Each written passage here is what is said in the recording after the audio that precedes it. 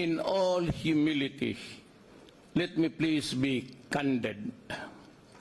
As a matter of personal conviction and official policy, I have declined honors and awards, not only in my country, but others. As a matter of fact, this honor is the very first time today that I have accepted such honor.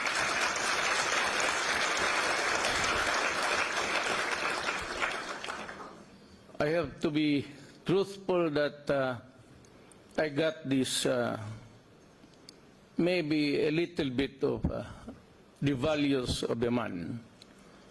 And I got it from my father, who was a governor of my place, where I am the mayor now. And he said, our services are paid for. There is no need for an acknowledgement.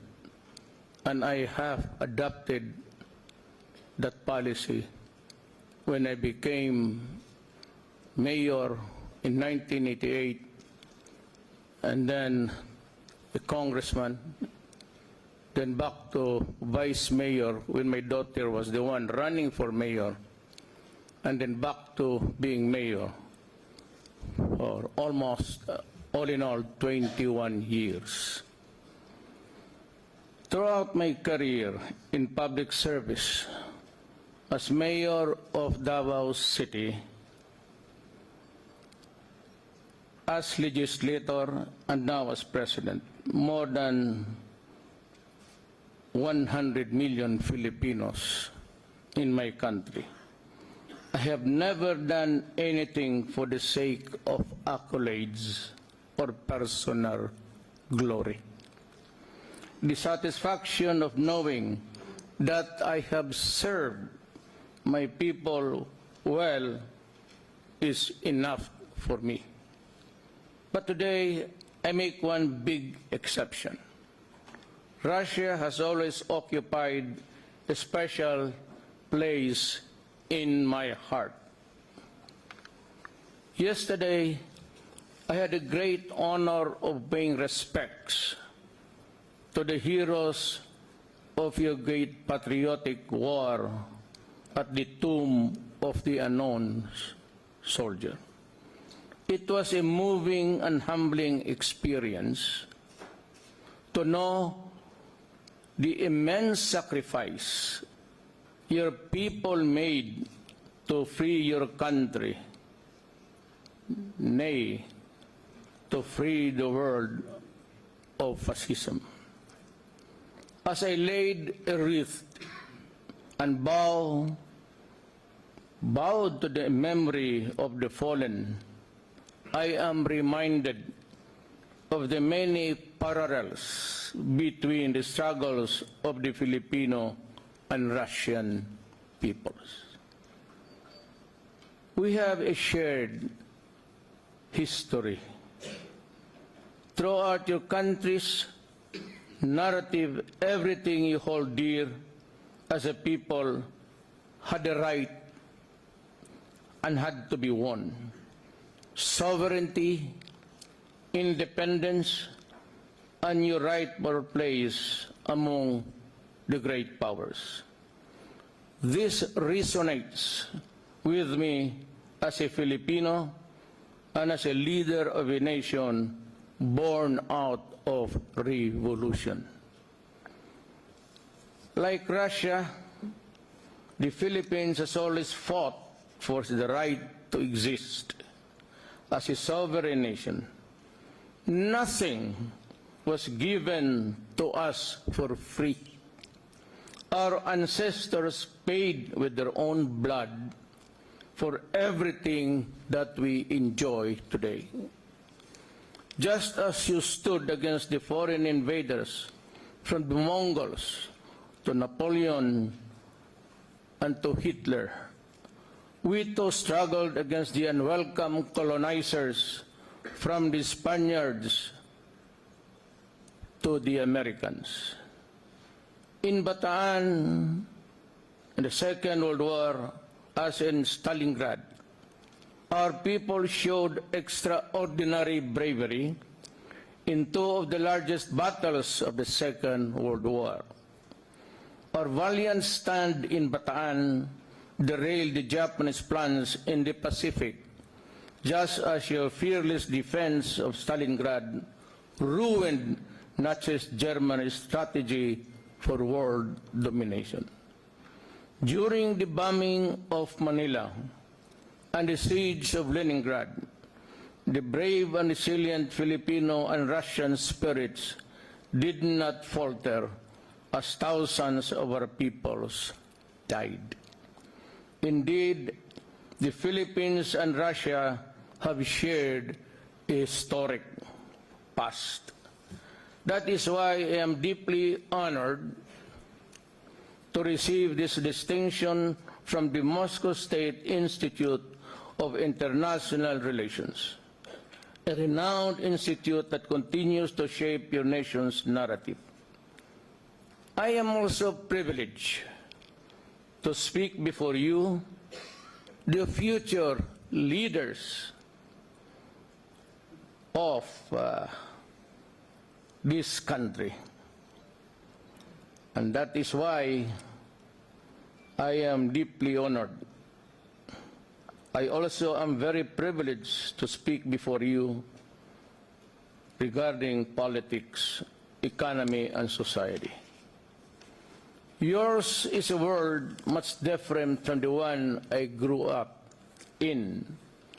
Globalization and technology have made many aspects of your lives easier. It is an era of instant gratification. Everything that we need can now be had with just one click. The invaders, colonizers, and aggressors of the past have been now replaced by global challenges that defy national borders. They affect all of us, no matter who and where we are. Climate change is threatening the very survival of our planet. Disruptive weather patterns with stronger intensities deliver punishing blows on archipelagos like the Philippines year in and year out. It is aggravating existing divides within and between nations, and even as it creates new ones. Hence, we have to work together to find solutions that are effective, fair, and beneficial to everyone. We cannot allow those most important and responsible people for this monumental problem to dominate this global agenda once again. We have to make sure that the solutions that we advance help those who suffer the most. As our world shrinks, our societies will become more and more vulnerable to threats that transcend boundaries. Terrorism and violent extremism, drug trafficking, and other transnational crimes are all those that will be prevailing dangers for your generation and for the next, and maybe for the all time. They threaten our security, they destroy the fabric of our societies, and they endanger the future of our youth. From here on, these consequences are the same wherever we go. That is why we have to resist the temptation to see these issues from us versus them. This is a false dichotomy and obsolete paradigm. The world is what led us to wars and bring destruction to one another. But this is the old way. For the truth is, no single nation, however powerful, can solve these problems alone. What is required is open and genuine cooperation without political preconditions. Common threats make us one and should be enough to bring us together. Unfortunately, do I have to mention the country?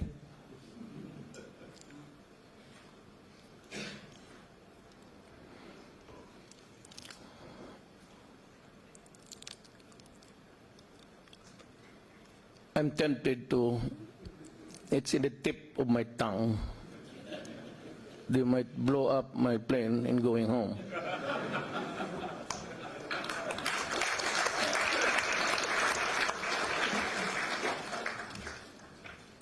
Again, I repeat, what is required is an open and genuine cooperation without political preconditions. And a lot of the West are doing it. If I have to enumerate one by one, I may not be able to finish my speech. I would just lose the enthusiasm. Common threats make us and should be enough to bring us together. Instead of inclusiveness, they chose divisiveness, believing that theirs is the best way to approach the world.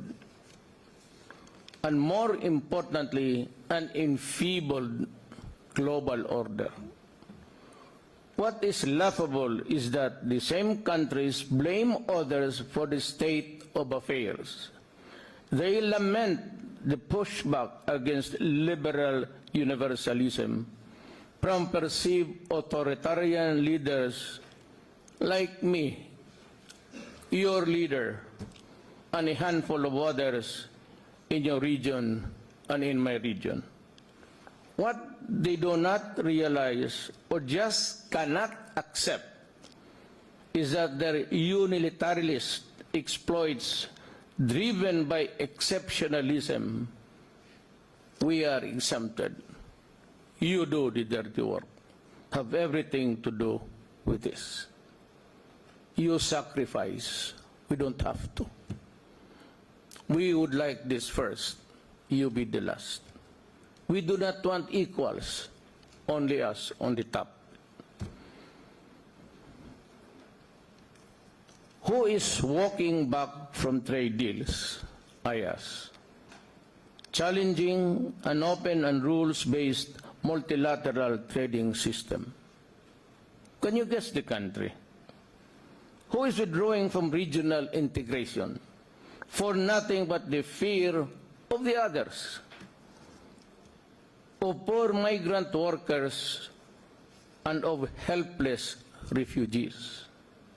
Who refuses to commit to global action for humanity's survival in the face of climate change? We belong to a treaty. We signed the treaty. We worry about our world, our planet.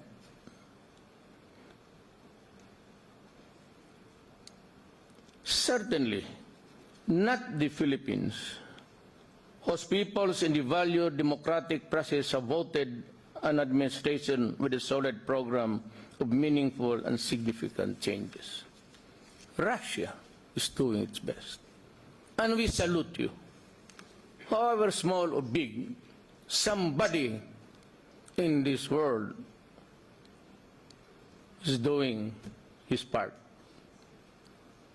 Now, there are some nations who just make an exception. And the exception is that they are the exception. My critics can demonize me all they want, but this will not deter me from doing what is right for my people. I do not claim to be a hero, nor do I seek to be one. That's the folly of hubris. I have always lived my life by the maxim, in the face of many challenges I have had to contend with. But you know, sadly, one of my favorite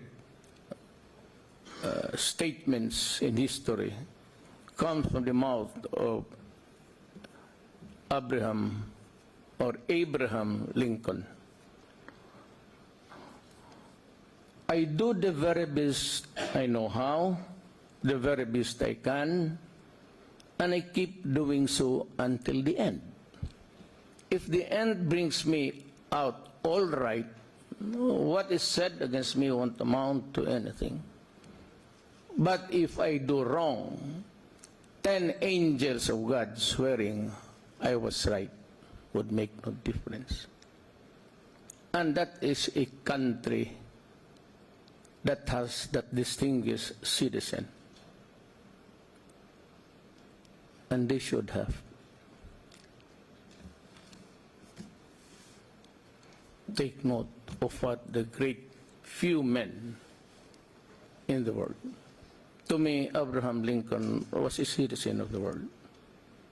But unfortunately, I think there are few of them. But most of them are Russians and Filipinos, by the way.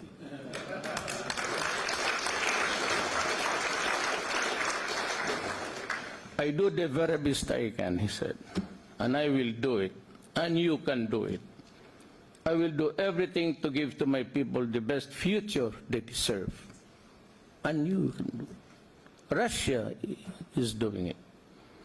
This is why we are rebalancing our foreign policy that favored few and excluded others, a policy that has, for the longest time, been focused on our old familiar friends, a legacy of our colonial past that needs to be broken.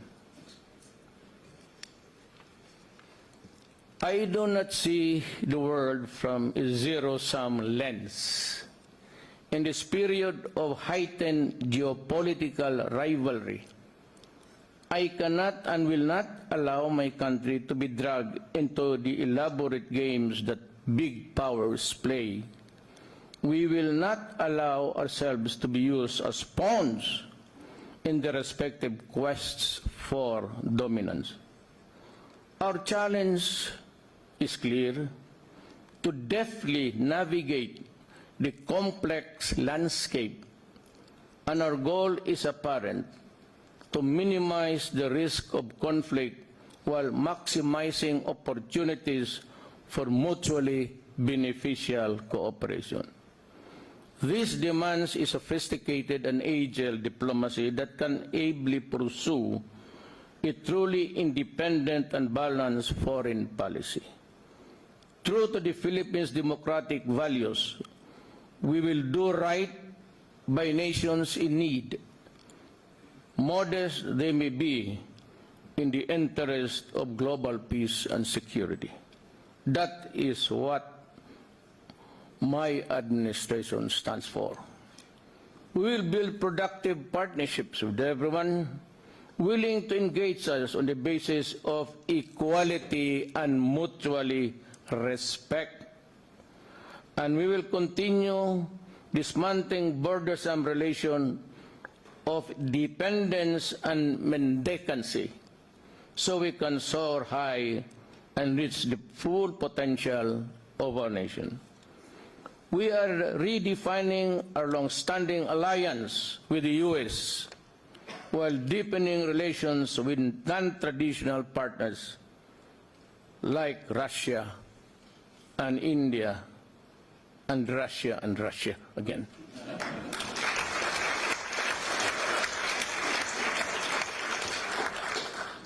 We are strengthening our strategic partnership with Japan as a driver of growth and a force for peace in the region.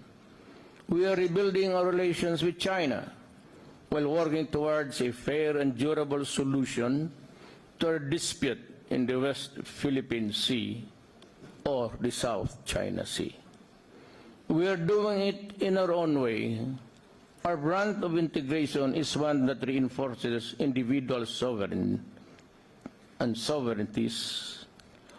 while working together. One that enriches national identities while celebrating our commonalities. And one that draws on separate strengths, rather building one community of nations. We are strengthening our regional architecture to make it more responsive to the strategic imperatives of the present. We aim to see our existing mechanism become the leading platform of strategic discussions and more norm-setting among the major players within and from outside our regions. We in the ASEAN do not have the biggest of militaries, nor the largest of economies, yet together we are doing more. We are exercising leadership in this great undertaking by valuing openness, inclusiveness, mutual respect, and the rule of law. These are fundamental principles that all nations, big and small, must adhere. Otherwise, there will be chaos. Upholding these principles is how we maintain order in our region. This is how we extend ourselves to each other and to each other so we can face common struggles. My dear students, ladies and gentlemen, today's challenges require us to soften the boundary between self and the others. In my country, we call this kinship kapwa, or shared inner identity. This means seeing a part of the self in the other, and vice versa. This is the core element of the Filipino identity. This has enabled us to come together in triumph and in adversity, all throughout our history. The great Russian novelist Leo Tolstoy accurately observed, "Everyone thinks of changing the world, but no one thinks of changing himself." And by the way, my favorite story, you might well know. We have a very good subject of literature in high school days. I think one of my favorites novels was of Tolstoy. It was The Necklace. I think it's Tolstoy. It's The Necklace. And yeah, it is. I'm sure of that, because he is my hero. And some of you might not have read it, but it defines what a misplaced value is. I believe this is instructive of millennials, so you can build on your own nation's great narratives of heroism. Let me challenge you, all of you, to extend your notion of self to include your neighbors in your identity, your community, your nation, and the whole world. The opportunity for grand gestures and sacrifices may not be open for you, but that is okay. What is important is you do what is right, always with dedication, through reflection, and of all, by honesty. What matters is finding meaning and purpose in all you do and in your life. Life is short. We are just passing through this planet. One day we will travel the universe. I think that when we start to look back, you can say, well, you are nearing Jupiter, or whatever planet you'll find yourself, that I have done my part in planet Earth.